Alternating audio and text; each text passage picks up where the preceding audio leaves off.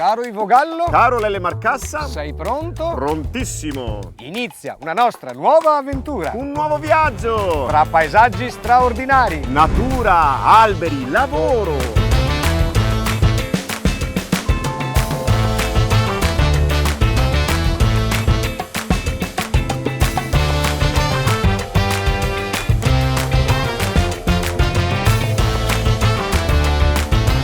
Protagonisti dei nostri viaggi sono i luoghi che la storia e l'ambiente ci regalano. State con noi.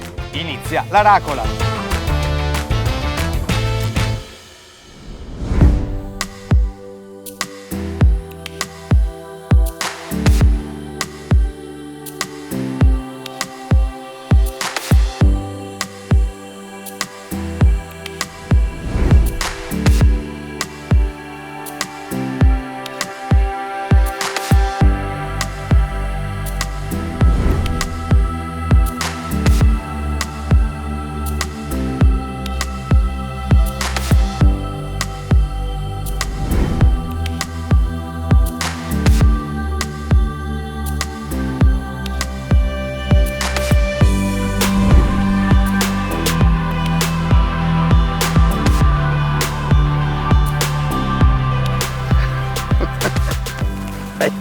Ivo Gallo, Dimmi, Lele Marcassa. sei contento? Contentissimo, ma in quale luogo stupendo mi hai portato? Finalmente siamo in Lessinia! La Lessinia, famoso territorio carsico, piena di pascoli, vero? Certo, devi immaginare che sotto di noi ci sono grotte e fiumi, una sorta di network naturale dove noi stiamo camminando in questo momento. E poi, insomma, i boschi, le malghe, la gastronomia. Che dici? Andiamo! Andiamo! Perché aspettare? Via!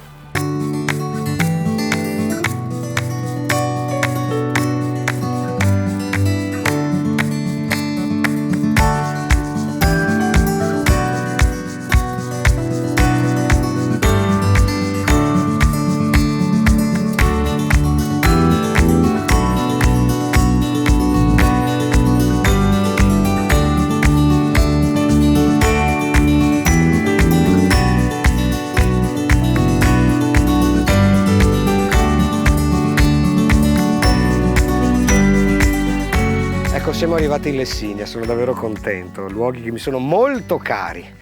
Lessinia prende il nome dalla catena dei monti Lessini. A ovest c'è la Val d'Adige, a sud la città di Verona, a est le valli vicentine, a nord invece il Trentino.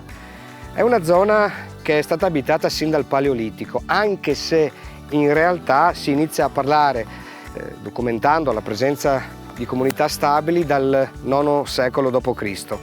E devo dire che il toponimo evidentemente deriva da lexino, che significa luogo adatto ai pascoli. I Monti Lessini hanno un'altezza variabile tra i 1200 metri e i 1700 metri e sono in gran parte ricoperti da pascoli, da grandi prati e in parte da zone boschive. Ogni tanto sui pendii dei monti spesso si notano delle valli profonde che sono chiamati vai. Evidentemente questo termine deriva dal cimbro. I cimbri presenti in Lessinia, come mai? Succede che nel 1200 gli scaligeri concedono questi spazi al pascolo, il taglio degli alberi, a una popolazione che ha colonizzato quest'area proveniente in parte dal Tirolo, in parte dalla Bavaria, però passando prima invece per le montagne vicentine. Questo perché erano abili boscaioli, tanto che cimbro deriva da zimber, che significa appunto tagliatore di legna. Tutta l'area dal 1990 fa parte del Parco Naturale della Lessinia. Nel 1616 viene proprio istituita la comunità dei 13 paesi cimbri, poi dal 1500 in poi comunque inizia un lento degrado, perché questi boscaioli o scalpellini iniziano, per motivi legati alla difficoltà di vivere in questa quota, a scendere verso la città di Verona, commerciando soprattutto legname. Iniziamo il nostro viaggio alla scoperta della Lessinia indagando il paese di roccia di Breonio dove si trova davvero un'importante chiesa molto antica.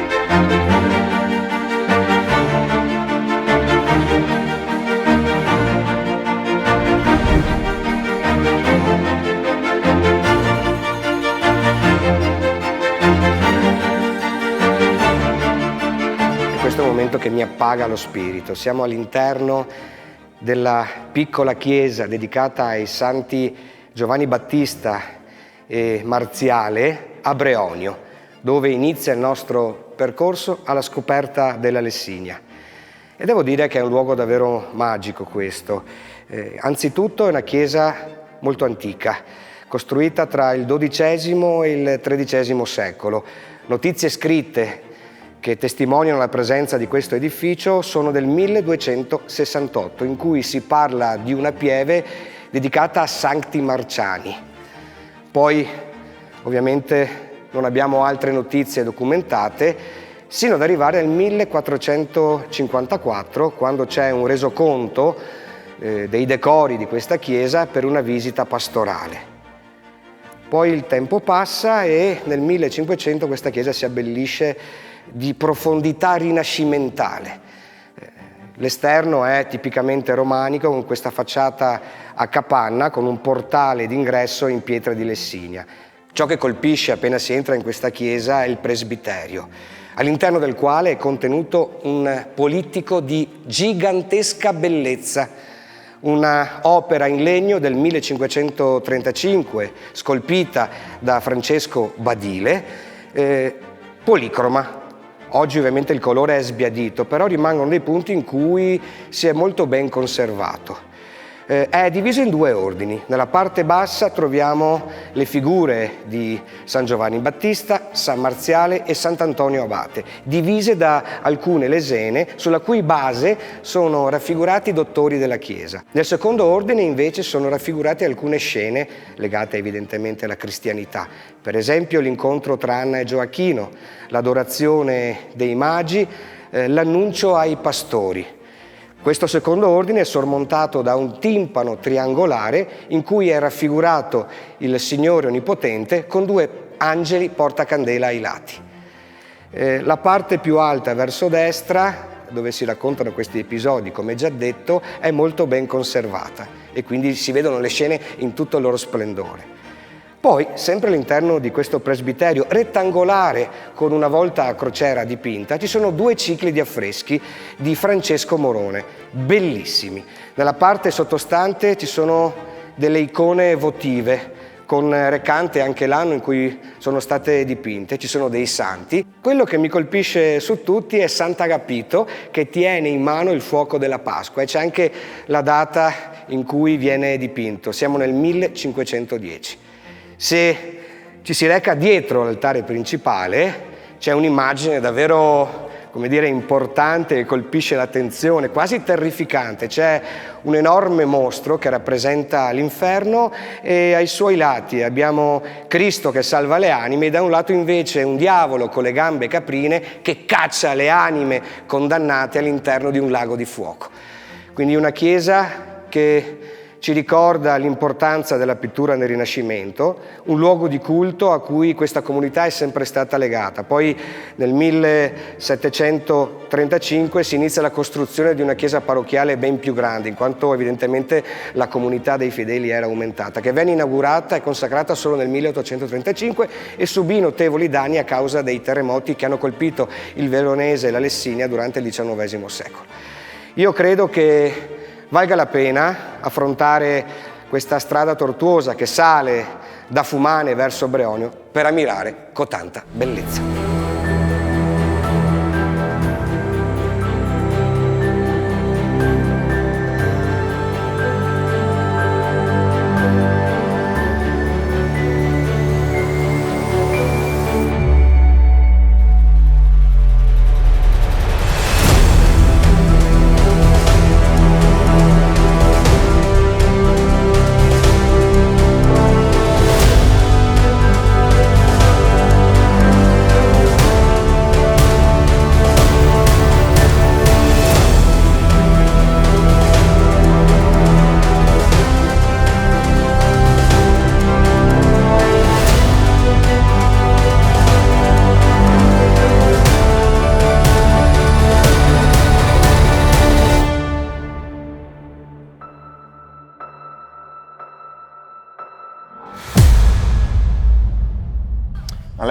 tu che tutto sai, chi ha progettato questo ponte? Che architetto?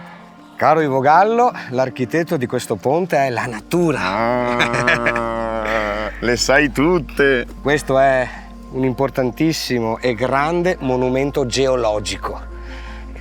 Sembra un ponte a tutti gli effetti, come appunto hai esordito tu, costruito dall'uomo. In realtà era un covolo, quindi una grotta, la cui naturale demolizione ha creato questa volta pazzesca che collega i due fronti di questo che è chiamato Vaio, quindi una vallata molto molto stretta. E pensa che questa zona, quindi tutto intorno al ponte di Veia, ci sono molti anfratti, molte grotte abitate sin dal Paleolitico superiore. Addirittura. Da popolazioni in grado di scolpire la selce, e addirittura si dice che in quel periodo iniziò proprio un commercio, quindi primitivo, quasi ante litteram, per portare queste schegge verso valle che poi venivano utilizzate per tagliare le carni, le pelli e quant'altro, quindi uno strumento di lavoro a tutti gli effetti. Poi la cosa bella è che il ponte ha delle dimensioni notevoli, nel senso che è lungo quasi 50 metri, largo una ventina di metri, poi la profondità dell'arcata verso la valle è di circa 25 metri, quindi insomma un vero ponte a tutti gli effetti. Pensa che il grande Andrea Mantegna lo ha dipinto in un fondale di un affresco nella Camera degli Sposi del Palazzo Ducale di Mantova. Ah sì? E addirittura si dice che Dante, durante l'esilio ospite degli Scaligeri nella città di Verona, in visita a questo luogo, si ispirò per raccontare le malebolge dell'inferno. Quindi immagina che dal ponte venivano lanciati tutti questi piccoli omini infedeli. Nell'olio bollente. Sì, qualcosa di terrificante. Però voglio dire, la letteratura e l'arte hanno reso onore a questa struttura geologica che davvero ci riempie il cuore pensando alla natura che ha creato questa bellezza, caro Ivo. 38 milioni di anni fa. Eh sì. Vecchio. Guarda qua, perché questo poi è un deposito naturale di un sacco di minerali. Infatti, questo cos'è? Questa è, non mi ricordi. Ocra. Ocra. Che? Rossa. Bravo. Questo? Ah, si usava per fare i colori. Bravo. Sì. Naturali, vedete. Questo? Dai, l'hai detto anche prima? Questa è quella che gli uomini primitivi Selce. lavoravano. Selce. La selce. Esatto, ma prima Cos'è? Sono depositi di antichissimi animali marini, diciamo, le ammoniti. Piccoli. E che dovevano stare, bentonici, dovevano stare sul fondo, e per questo erano costituite. Una volta fossilizzati sono diventati questo sostanzialmente. Sì. E questo nero invece? Senti quanto pesa?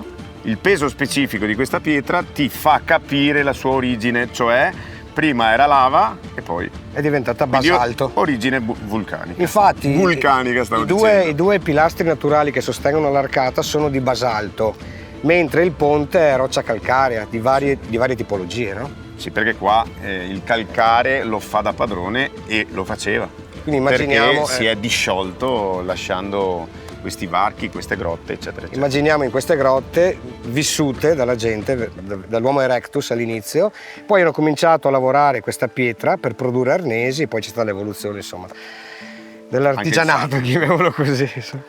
Va bene, io sono contento. Tu? Felicissimo! Torniamo su? No, scendiamo. Andiamo giù? Esatto. Ok. Beh, vediamo. Via. Basalto o Ocra, basso, via. Ocra rossa, calcare, biancone. Calcare biancone.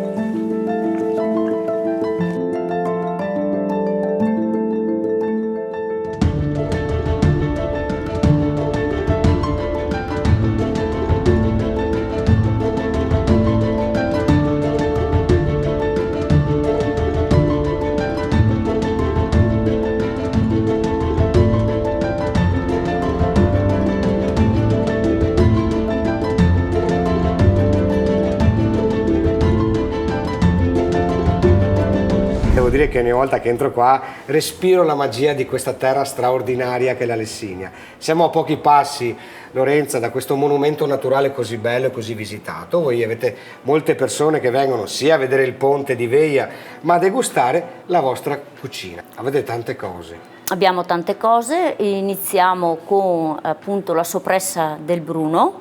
Tuo papà? Mio papà, che è fatta in casa, poi le nostre pancette arrotolate e salamate, e nel periodo invernale proponiamo anche il bollito misto con la pearà, fantastico. con il cotechino sempre fatto da noi. La pearà, per chi non la conoscesse, è una salsa tipica del veronese, un piatto povero fatto con pane raffermo, del buon grana, brodo, pepe e midollo. E questa è proprio la ricetta di Verona in assoluto, sì. che è davvero un amore in bocca e anche nello spirito. Appunto Poi so accompagnata dalle carni lesse bollite, il sempre a manzo, chilometro zero. Eh. Poi voi avete anche tantissimi formaggi, se non sbaglio, che prendete direttamente dalle malghe della Lessinia, vero? Esattamente, il formaggio lo prendiamo nelle malghe, come prendiamo il mascarpone e il burro, che appunto usiamo per condire la maggior parte dei piatti da noi proposti. Infatti eccolo qua. Il burro lo usiamo per condire soprattutto le lasagnette, le fettuccine, al tartufo, che è uno dei nostri piatti forti, il quale oggi pensavo di proporvi questo. Il tartufo voi lo chiamate l'oro della Lessinia? Noi lo chiamiamo l'oro della Lessinia. La pasta è rigorosamente fatta in casa, condita con il tartufo appunto e del buon burro. E questo è il risultato che si vede sulle tavole quando ci si siede. Poi avete piatti anche a base di Monte Veronese, che è un'altra eccellenza del territorio. Certo. Io direi, se sei d'accordo Lorenza, di ringraziare anche chi lavora con te, la tua famiglia, perché avete cominciato con la nonna materna, sono arrivati Bruno e Margherita, ma adesso c'è un'altra squadra che sta arrivando, Esatto, vero? Stiamo cercando di portarlo avanti noi figli, io Lorenza con mio fratello Elio, le mie figlie Martina e Caterina, e quindi è la quarta generazione che sta arrivando. E tutto rimane così com'era un tempo, dove il gusto veronese si accompagna alla bellezza naturalistica del Ponte di Veia e della Lessinia, che è magica. Io faccio un brindisi con te Lorenza, a te, alla tua straordinaria famiglia, e viva Verona, e viva Sant'Anna d'Alfaedo, e viva il Ponte di Veia. Cin cin! Cin.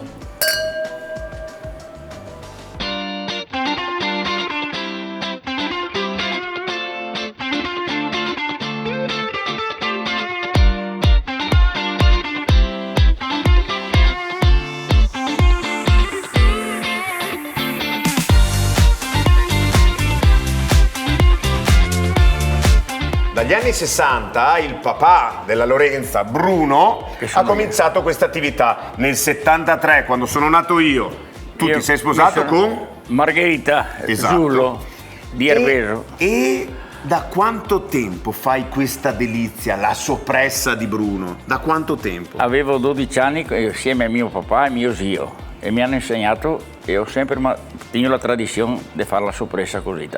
Ma allora adesso ci devi spiegare come la fai.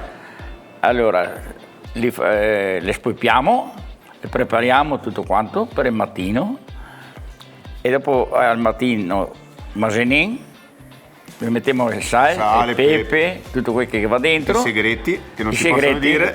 Proprio, perché sennò ne porta gli altri tutto quanto. Bravo. E poi li sciacchiamo, li leghiamo e li mettiamo a stagionare in cantina. Ah, in cantina, non vengono cucinati? No, niente. A temperatura? Temperatura dai 8 ai 12 gradi. Ma solo soppresse fate? Faccio le soppresse, per il ristorante faccio le pancette, salamate e anche quelle arrotolate. Quanto stanno a stagionare? Prima di tagliare, che vuoi, come questa qua, soppressa, che vuoi 4 mesi, 4 mesi e mezzo. Sì. Allora, 4 mesi e mezzo a stagionare, più il lavoro all'inizio, ma adesso secondo me in un quarto d'ora la fai fuori, giusto? Ma te la tagli subito. Vai Bruno, vai. Allora, fin cosita che la tagli a metà, più o meno.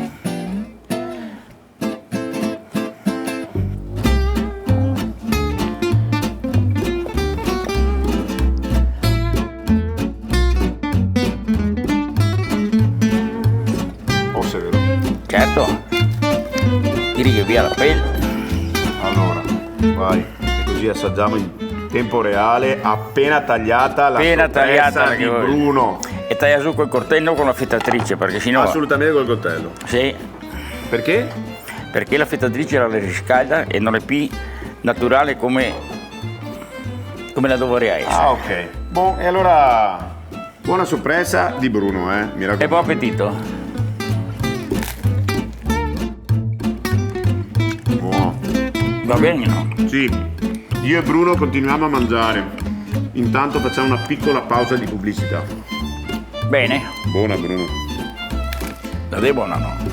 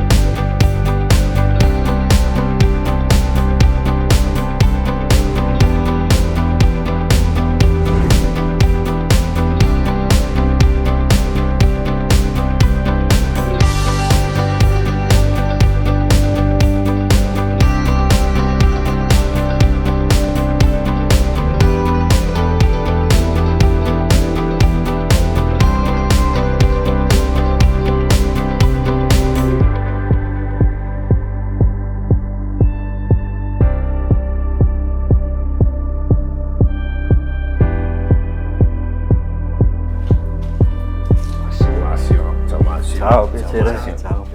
Ciao Lele. Siamo entrati, ci siamo spostati, siamo a Bolca. Siamo entrati in questa sorta di strano tunnel dove incontriamo Massimo. Massimo Cerato. La famiglia Cerato è custode di questo luogo, la Pesciara. E pensate che questo è il più importante giacimento di pesci fossili al mondo. Ma com'è cominciato tutto con i tuoi avi? I miei avi sono a Bolca già nel 1600 e a Bolca cavano la lignite, il carbone. Cavano in galleria e sotto al Monte Purga, al monte dove giace il paese di Bolca, trovano palme e coccodrilli fossili. E qui siamo verso la fine del 600 e all'inizio del 700. La Pesciara, che è il giacimento di oggi, era già conosciuto prima, già alla fine del 400, ma nel 700 la proprietà di questo luogo è di Scipione Maffei e dei Conti Gazzola, che sono persone ricche e colte di Verona che collezionano ma vendono anche i fossili. In quel periodo si potevano vendere, insomma, e quindi pensare che in Pesciara in 500 anni sono usciti più di 100.000 pesci, molti pesci si ripetono perché sono state studiate fino ad oggi 280 specie, quindi ci sono dei pesci, tra virgolette, comuni. Facciamo un esempio. Tra virgolette, giustamente. Ad esempio le sardine, i tonni, gli sgombi, vi parlo così, che si ripetevano e quindi era una moda a Verona in quel periodo che le famiglie ricche e nobili comperavano dai conti questi fossili, si li godevano e poi li rivendevano. Oggi si continui Sì, a scavare. Scaviamo sicuramente meno di una volta. Le concessioni di scavo su questo giacimento oggi sono al Museo di Storia Naturale di Verona e con delle campagne di scavo che possono durare un mese all'anno facciamo questa ricerca. In galleria non vediamo fossili, logicamente, perché questo è il fondo di un mare tropicale, quindi i fossili sono paralleli al pavimento al tetto. Sono dentro questi strati, sembrano dei libri di pietra. Questo livello in particolare è suddiviso da 13 strati o 13 libri di pietra, quindi i pesi sono all'interno paralleli così. Per trovare i fossili bisogna lavorare con un piccone, una volta, oggi con un trapano, i livelletti delle copertine tendere di questi libri di pietra, creare i vuoti e poi battere e sfilare il libro praticamente. Diciamo che in questo posto qua, 10 milioni di anni dopo la sedimentazione dei pesci, e cioè circa 40 milioni di anni fa, c'è stata attività vulcanica e quindi questa attività vulcanica ha fratturato i libri. Allora tutti i fossili che noi vediamo esposti al museo ci sembrano interi, belli, eccetera, però sono recuperati a pezzi. C'è tutto un lavoro di estrazione, di stagionatura, delle pietre e poi di apertura con i martelli e gli scalpelli. Ci sono anche delle stagioni precise perché d'inverno si estrae ed estate si sistema, come funziona? Esattamente, sottoterra abbiamo una temperatura costante di 12 gradi e quindi d'inverno la pesciara all'esterno è all'ombra, quando fuori è intorno sotto lo zero, sottoterra in pesciara è asciutto, si sta bene, si lavora facilmente, non c'è umidità e quindi quello è il periodo per l'estrazione. Poi i blocchi tolti d'inverno vengono portati all'esterno, lasciati ad asciugare o stagionare e poi una volta stagionati inizia l'apertura con i martelli. Parlare con Massimo ti fa davvero sentire quanta passione. E avete capito che non basta la passione, perché c'è conoscenza, c'è costanza, perché non è facile comunque, anche se hai la passione, fare questo mestiere. Noi adesso continuiamo la nostra visita. Io continuo ad ascoltare Massimo assieme con Lele. Intanto però ti ringrazio e ti nominerei il nostro bibliotecario dei fossili. Va bene? Bella? Va bene. Ti piace? Bellissimo, Boh, grazie. Andiamo? Andiamo.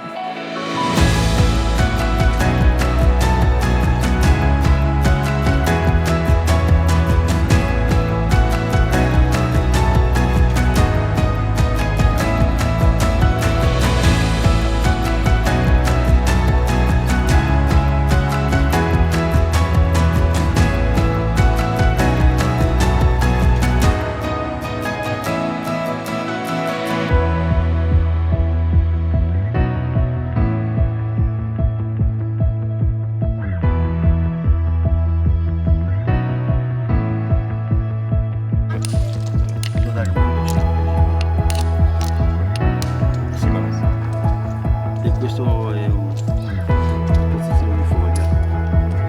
Io riesco a romperlo. Sezione Ok. e vedere se ci sono le pagine. Ci sono è talmente sottile che non apre tutto il colpo, conviene rompere la sezione e guardare se c'è un fossile che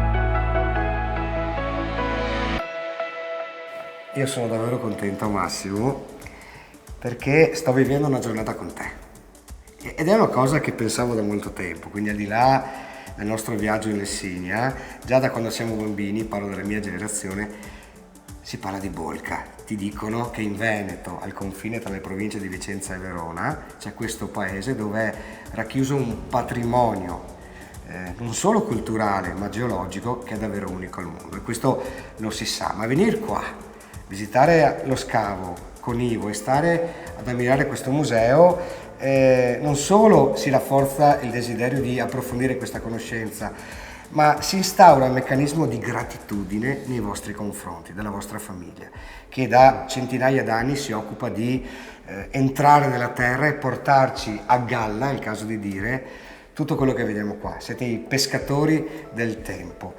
Questo museo nasce molti anni fa per volontà soprattutto della tua famiglia, è così, vero? Beh, questo museo qua pubblico nasce nel 1996, è un edificio partito è della Comunità Montana della Lessinia e all'interno sono esposti i fossili che sono proprietà dello Stato e sono i fossili trovati principalmente negli ultimi 50 anni. Dalla vostra famiglia? Sempre dalla nostra famiglia, diciamo. Prima di questo sorge il primo museo piccolo pubblico nel 1972 ed è qua adiacente, dove adesso c'è un po' la storia della mia famiglia come un museo storico, diciamo. E prima di allora, cioè del 72, il museo era in casa di mio papà e di mio nonno, nella casa vecchia del paese. Cos'è accaduto in questo luogo 50 milioni di anni fa? Il pesce in milioni di anni diventa di roccia, ma si colora in base ai minerali che l'hanno sostituito. E qui entra la pesciara, che sono i più bei pesci fossili di tutto il mondo, perché questo pezzo di laguna petrificata oggi è dentro le rocce vulcaniche e le rocce vulcaniche hanno inglobato questa laguna per 40 milioni di anni, quindi i minerali delle rocce vulcaniche hanno dato la colorazione al pesce. All'interno di questo spazio museale ci sono i ritrovamenti della famiglia Cerato, fondamentalmente. C'è un pesce o un ritrovamento che ti sta più a cuore, Massimo? Tra i fossili esposti in questo museo, quello che mi sta più a cuore è Leoplatas papiglio, che sarebbe il pesce angelo, l'ultimo pesce angelo trovato da mio papà e mio fratello nel 1988. Che poi tu hai aperto però Poi io, fisicamente. quando io fatalità ero a servizio militare e Sei quindi tornato in sono licenza, tornato tipo? in licenza e ho aperto e assemblato il fossile. Quindi è una tua creatura quasi. Sì, diciamo Della che storia è tua.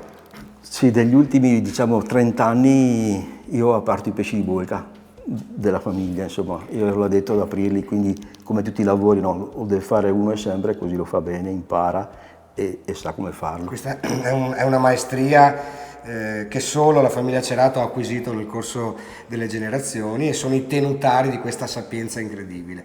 Come si fa a visitare il museo e la pesciara? Il museo e la pesciara sono aperti sicuramente da marzo a ottobre tutti i giorni. La pesciara dista 3 km dal paese di Bolca e quindi per arrivare alla pesciara bisogna fare 2 km in macchina dal museo e poi farne 1 km e 200 metri a piedi.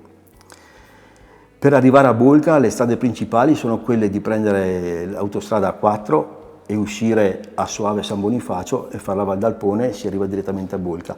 Per quelli che arrivano dal Vicentino possono uscire anche a Montebello, a Montecchio, fare la Valle del Chiampo e poi risalire alla Pesciara o a Bolca. Da molto tempo si parla di rendere questi luoghi patrimonio universale dell'umanità, perché c'è un peso culturale e storico che è davvero unico al mondo, c'è questo lavoro unico che la famiglia Cerato porta avanti da centinaia d'anni, bisogna dire, e quindi è un patrimonio talmente importante che evidentemente ha bisogno di godere di una luce splendida, quasi come un raggio di sole che entra nell'acqua lagunare tropicale e ci mostra dei pesci che ci dicono siamo qua con voi, con l'umanità, con la gente. Grazie Massimo. Grazie. Grazie.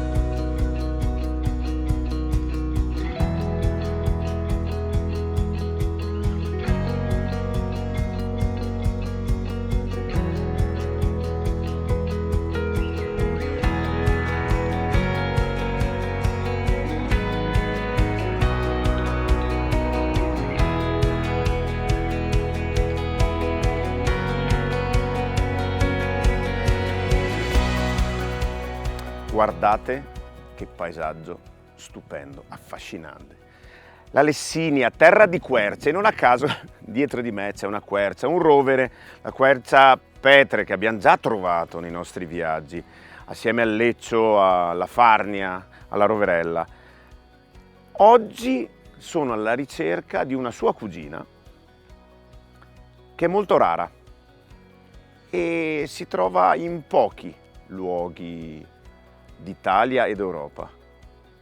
Qui in Lessinia c'è, ma vi racconterò tutto dopo. Intanto continuiamo ad ammirare il fascino, la possenza di quest'albero che ci dona tanta bellezza.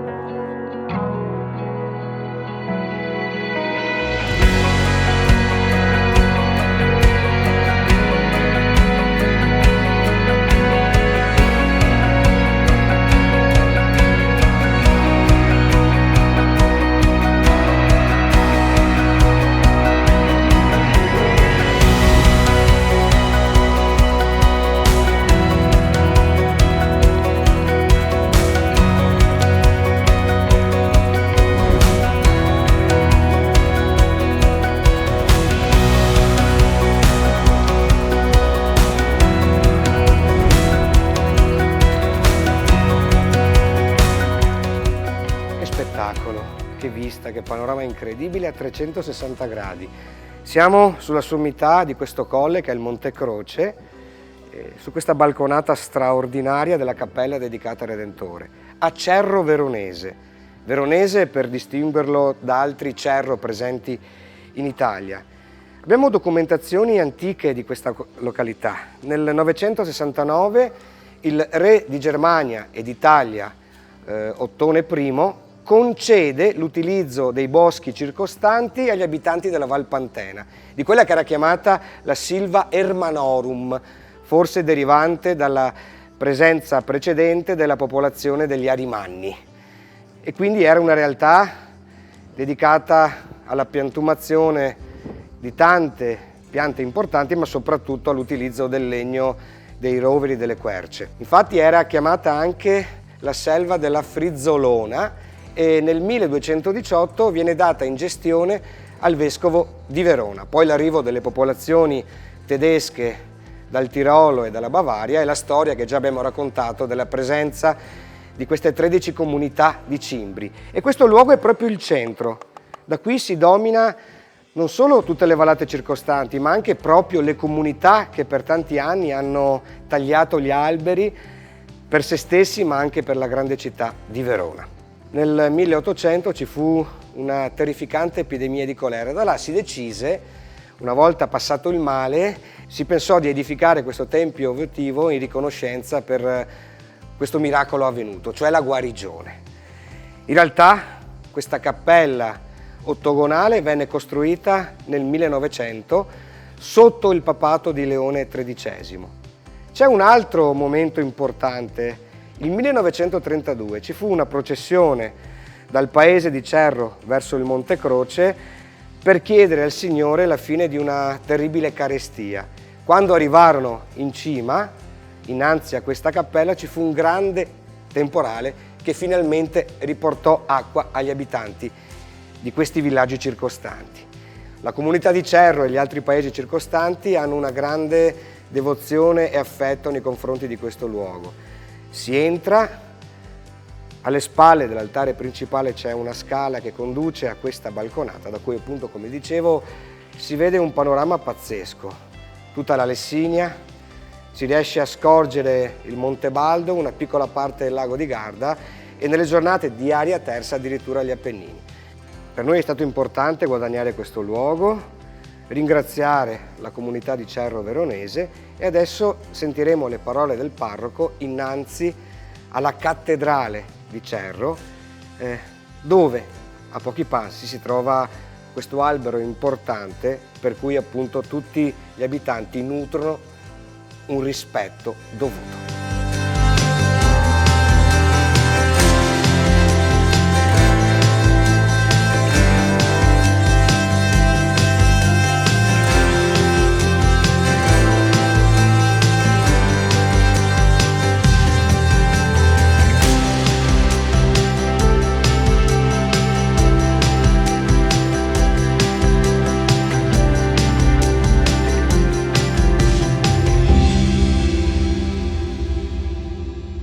Caro saluto a voi tutti telespettatori. Ecco, io sono il parroco di Cerro qui nella Lessinia. Ecco, e dopo l'interessante luogo di spiritualità, ecco, del Monte della Croce, vi volevo parlare anche di un privilegio particolare che è stato concesso alla nostra Chiesa e che riguarda un beneficio spirituale per coloro che intendono visitare la Chiesa. Ecco, l'allora parroco, prima di morire, aveva chiesto al Sommo Pontefice Pio VII nel 1805, ecco, l'indulgenza che da lucrare per sé o per i propri cari per coloro che avrebbero visitato la chiesa di Cerro. E questo dono è stato dato dal Sommo Pontefice il 16 agosto del 1805. E questo dono, ecco, interessa tutti coloro che alle condizioni, ecco, richieste per ricevere l'indulgenza visitano la chiesa parrocchiale, perché è nel Signore che dobbiamo costruire la nostra vita, ecco, beneficiando di quello che Lui ci concede attraverso lo Spirito e che la Chiesa mette a disposizione di ognuno. e quindi auguro a voi tutti di poter godere anche di questo beneficio, ecco qui in questo sorridente paese della Lessinia.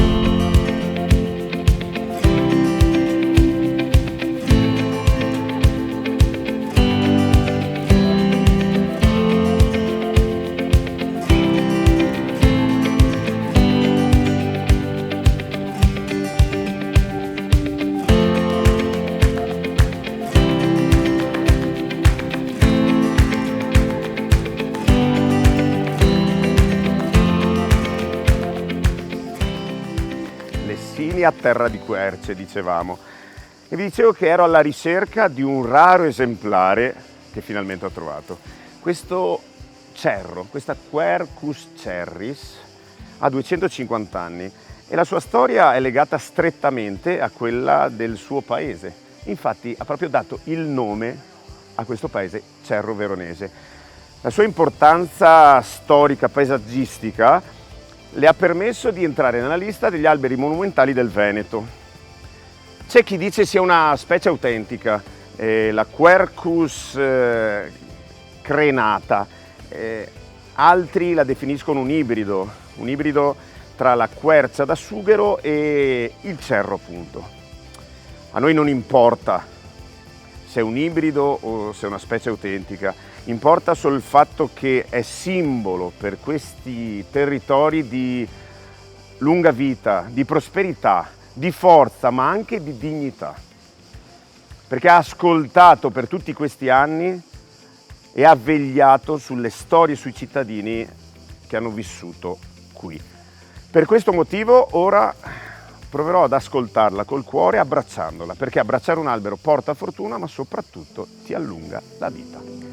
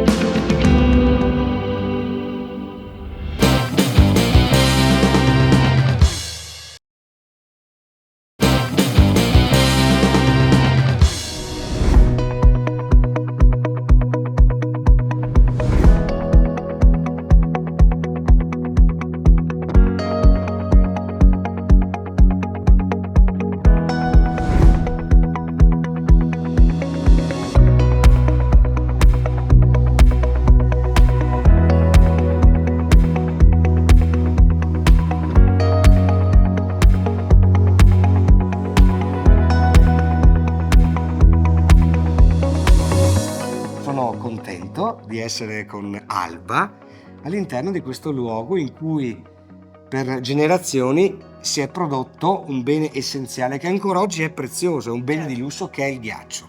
Cosa accadeva all'interno della giassara del Cerro? Siamo all'interno di una ghiacciaia commerciale.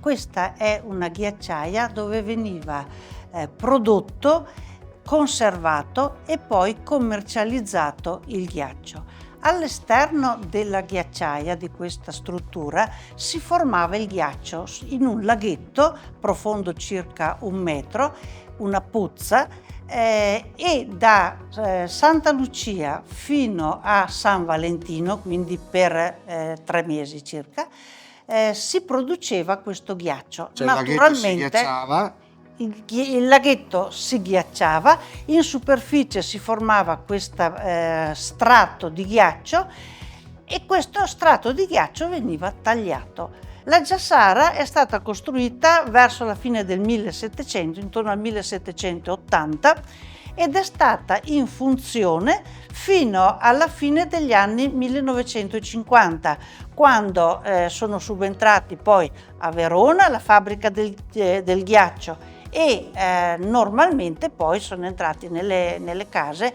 i frigoriferi e quindi la giassara è stata dismessa assolutamente, ed è stato proprio la fine di un lavoro e di un'economia di sussistenza, perché era un notevole incremento al reddito per le popolazioni, per la gente, per le famiglie, sia per i proprietari che per chi lavorava per la raccolta e poi per la distribuzione e il trasporto del ghiaccio. Fantastico, quindi siamo innanzi a una sorta di monumento sociale che ci racconta la storia non solo di chi lavorava a Cerro, ma di un'economia per cui il ghiaccio era talmente prezioso che andava lavorato e conservato tramite una strategia importante, costruendo questi grandi serbatoi di pietra della Lessinia. E ancora oggi all'interno di questo luogo che temperatura c'è, Alba? C'è una temperatura costante di 9 gradi estate e inverno, quindi a giassara vuota dentro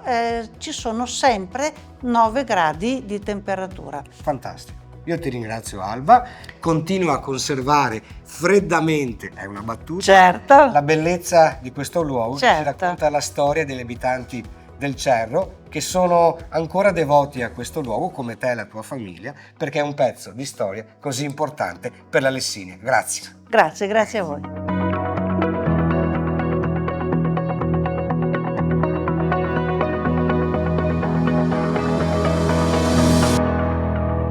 Ho messo via un po' di rumore, dicono così si fa, nel comodino c'è una mina, stile da 6.000 watt. Ho messo via i rimpiattini, dicono non ho l'età, se si voltano un momento io ci rigioco perché a me va. Ho messo via un po' di illusioni, prima o poi basta così. Ne ho messe via 2 o 3 cartoni e comunque so che sono lì. Ho messo via un po' di consigli, dicono è più facile. Li ho messi via perché a sbagliare sono bravissimo da me. Sto facendo un po' di posto e che aspetto chi lo sa. Posto vuoto ce n'è stato, ce ne sarà. Ho messo via un bel po' di cose, non mi spiego mai perché io non riesca a mettere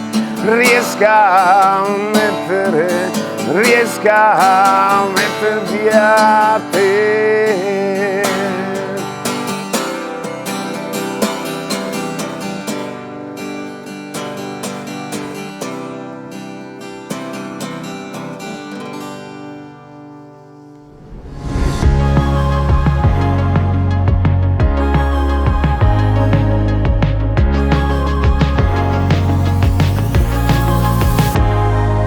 Grande benvenuto agli amici della Racola.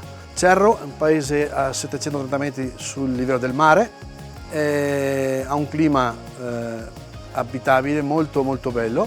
Voi avete visto alcune delle attrattive che offre il nostro territorio, la Cappella del Redentore, abbiamo visto la Quercia, abbiamo visto la Giassara. Possiamo dire che Cerro è la porta della Lessinia in quanto è uno dei pochi paesi, forse l'unico in Lessinia, in montagna, che non ha spopolamento. Quindi un paese nel quale le famiglie possono trovare un ambiente ideale per viverci serenamente e la vicinanza alla città poi per recarsi al lavoro è molto comodo. Per cui venite a Cerro, la ghiacciaia basta chiamare, può essere visitata in qualsiasi momento. Grazie ancora alla Racola e speriamo di avere l'occasione di trovarci per altri siti da visitare che offre ancora Cerro.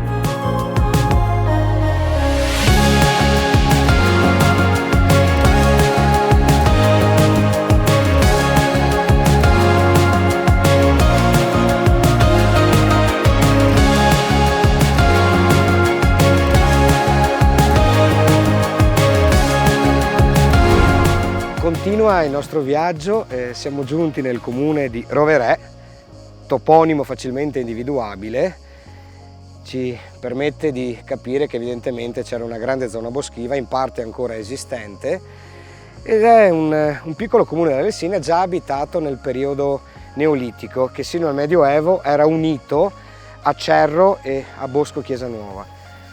Noi siamo qua per visitare un luogo incantevole, anche se dobbiamo dire che questo è il primo luogo abitato dai Cimbri dopo l'editto del 5 febbraio del 1287 di Bartolomeo della Scala, che concesse a 200 persone provenienti al seguito di Olderico l'Altissimo dalle valli vicentine di occupare quest'area appunto con il compito di, come diremo oggi, tenere in ordine e soprattutto disboscare e produrre legname utile a tutte le comunità dell'altopiano della Lessinia. Il nostro obiettivo però è di guadagnare questo breve sentiero naturalistico, botanico, dove ogni albero ha la sua descrizione, alberi tanto cari al nostro Ivo Gallo, che all'interno di questa meravigliosa grotta carsica incontrerà Bruno, custode di questo luogo aperto al pubblico durante i weekend d'estate. Quindi entreremo nel sottosuolo ad ammirare, speriamo sia così, questa camera che altro non è che una grotta davvero magnifica dai racconti che abbiamo sentito dagli abitanti del paese, ma che alla fine potremmo forse definire come una piccola cattedrale che ci dona agli occhi la meraviglia.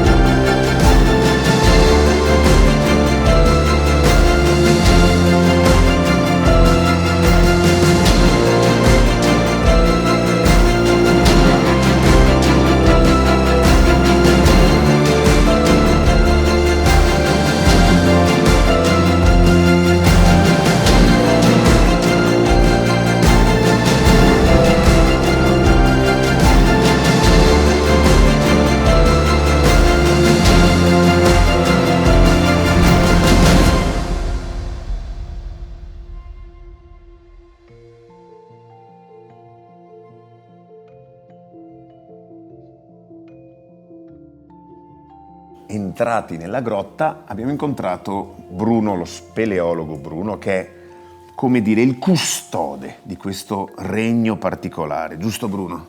Sì, non proprio il custode, diciamo che sono il referente per quanto riguarda l'apertura al pubblico della grotta di Monte Capriolo, in funzione di una convenzione che la Commissione Speleologica Veronese ha col comune di Rovereto Veronese. Ma la passione per la speleologia, quando ti è nata? È nata tantissimi anni fa, diciamo intorno al 1960. Eravamo un gruppo di amici che si andava a divertirsi insieme in compagnia i sabati e le domeniche, e tra di noi c'era un ragazzo che aveva avuto un'esperienza in grotta accompagnato da un amico, da un conoscente. E l'esperienza che aveva avuto è stata così positiva che ha detto alla compagnia che ci trovavamo sempre assieme: dai che proviamo anche noi questa bella esperienza. E siamo andati a visitare una grotta.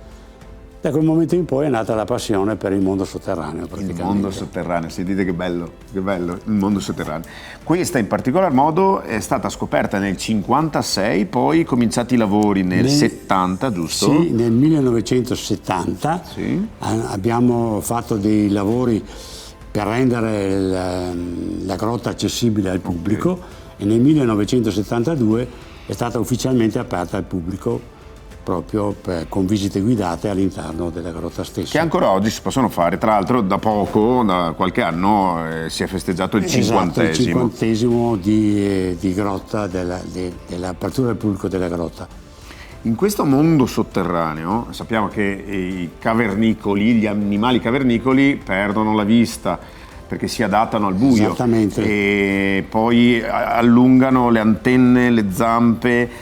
Qui, e che tra l'altro ha trovato anche Bruno, vive un coleottero. Un coleottero, ma non vive in questa grotta, okay. Perché il nome di questo coleottero, che è unico al mondo, è di Italaphenos di Maioi, è stato trovato per la prima volta nella Spluga della Preta, che è la grotta più profonda che abbiamo nella provincia di Verona, e in questa grotta ci sono comunque dei piccoli animali cavernicoli che si sono adeguati a vivere in questo ambiente estremo.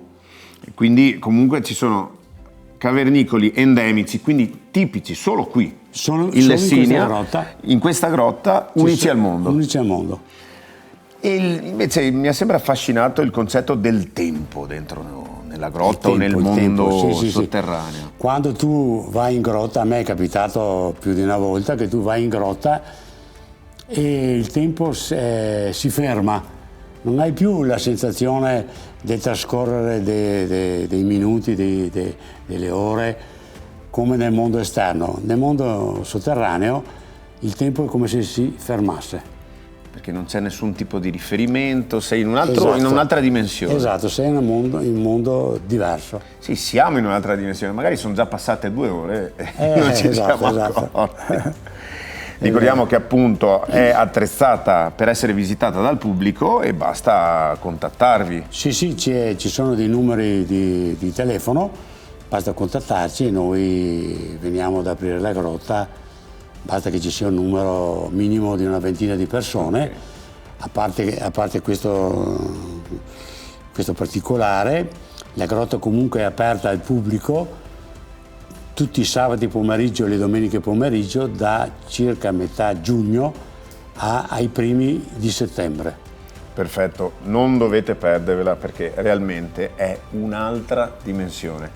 Noi ringraziamo Bruno che adesso continuerà a farci vedere questo favoloso mondo sotterraneo. Bravissimo. E continuiamo per la nostra visita.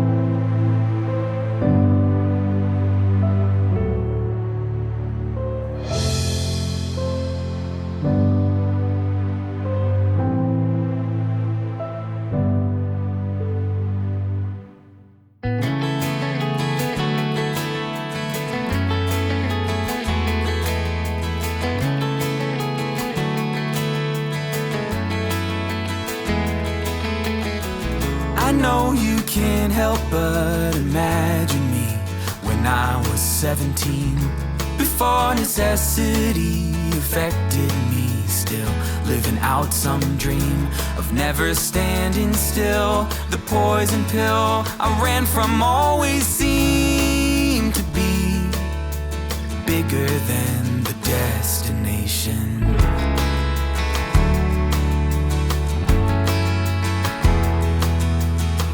The months have blurred and faded, relegated vast majorities of all the games we played, a wild maze of flashing memories. I'd live it all again just to pretend that one of us might see a way. They say nothing gold can stay.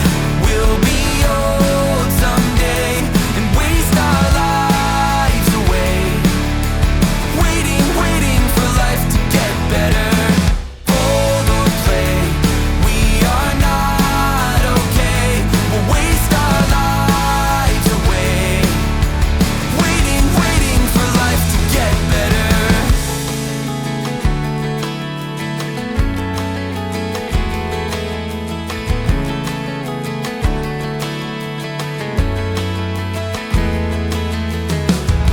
Was our generation's innovation life inside a screen, as if some simulated liberation could ever set us free. We dressed ourselves in chains and still complain about the world we see, but we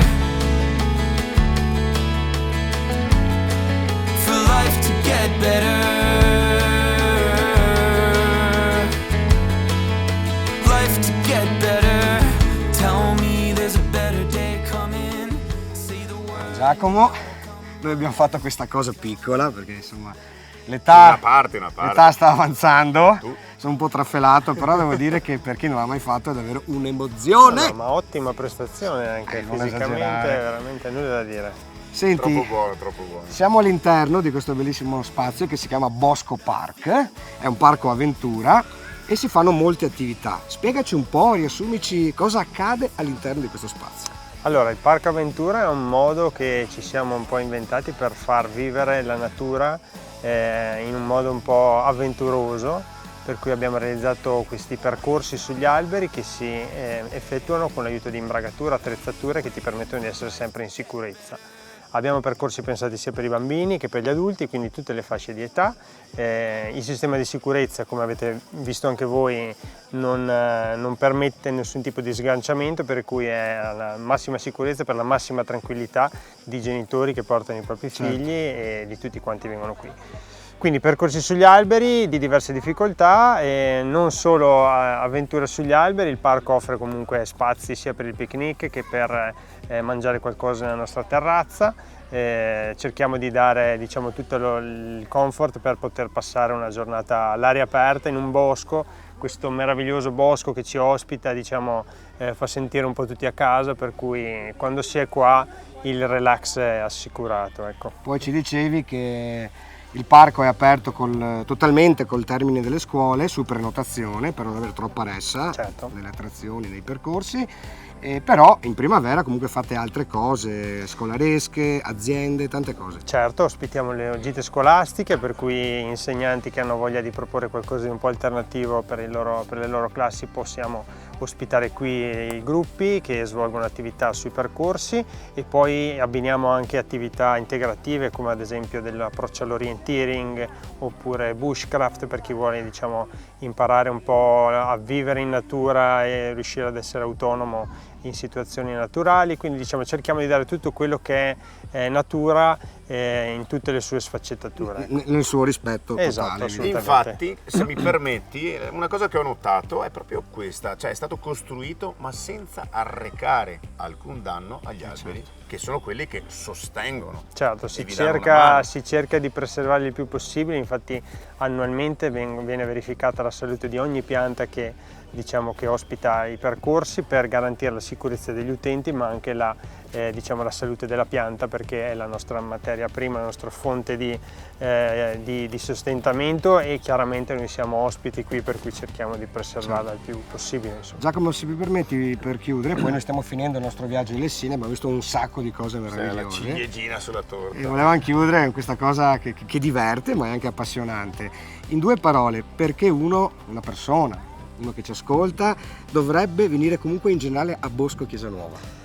Allora, io parlo di Lessinia, naturalmente è un territorio che offre tantissime possibilità, dal trekking all'escursione con la bicicletta, a spettacoli di qualsiasi tipo, concerti musicali, concerti corali. Abbiamo un meraviglioso teatro qui a Bosco Chiesa Nuova che ospita rassegne a livello internazionale. Fate il famoso festival del cinema alla montagna. Il Film Festival della Lessinia è una, diciamo, delle manifestazioni più conosciute, ma durante tutto l'anno ci sono tantissime cose, per cui io invito tutti ad andare un po' a scoprire questo territorio per chi non c'è mai stato, e questa può essere, come avete fatto voi, l'attività, diciamo, la ciliegina sulla torta per chi ha voglia di mettere un po' di brio nella gita in montagna, ecco. Perfetto. Giacomo, grazie. Grazie a voi di essere passati. Andiamo? È stato bellissimo. Andiamo.